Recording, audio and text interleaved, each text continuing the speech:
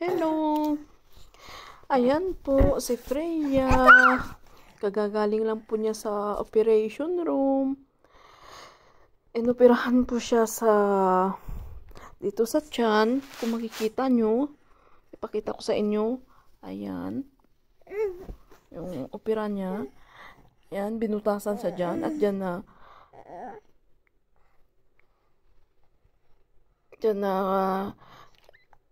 ilalagay ang pagkain sa susunod. Tatanggalin na yung dito sa ilong niya. So, dito na siya bibigyan ng pagkain sa tiyan. So, ayan po. Kasi may epilepsy si Freya at dahil sa epilepsy niya, so nahirapan siyang kumain. Hindi siya makalunok. Pero actually, nakakalunok siya. Kaya lang, yung utak niya, yung hindi gumagana na kailangan niyang lunukin yung pagkain. Kasi nung maliit pa si Freya, nakakalunok naman siya. Pero nung nag-start yung epilepsy niya, nung 6 months siya, hindi na siya nakakalunok. So, lahat ng pagkain, dyan, dito namin, inaano sa tiyan. Yan, yung gatas. May special na gatas para sa mga bata na may epilepsy. Yan po lahat.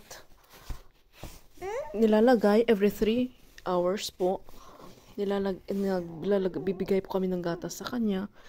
Kasi yung gatas na yun, wala pong sugar. Protein lang po siya sa fats. So, kailangan siyang bigyan ng milk palagi para hindi bumaba yung sugar niya. Makikita niyo po si Freya, napaka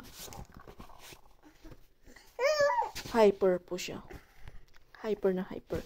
After po ng operation yan, hindi siya mapakali. Doon po kanina sa operating room after niya magising. Sobrang iyak niya. Ayaw, hindi talaga siya mapakali. Hindi siya makaupo. Hindi siya makahiga. Ayaw niya. Umiiyak lang siya. Pero ngayon, kumalma na. After 4 hours ng operation. After ng operation.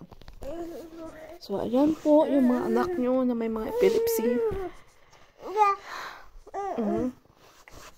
So, kakambal po yan na kasi yung ano niya, utak niya may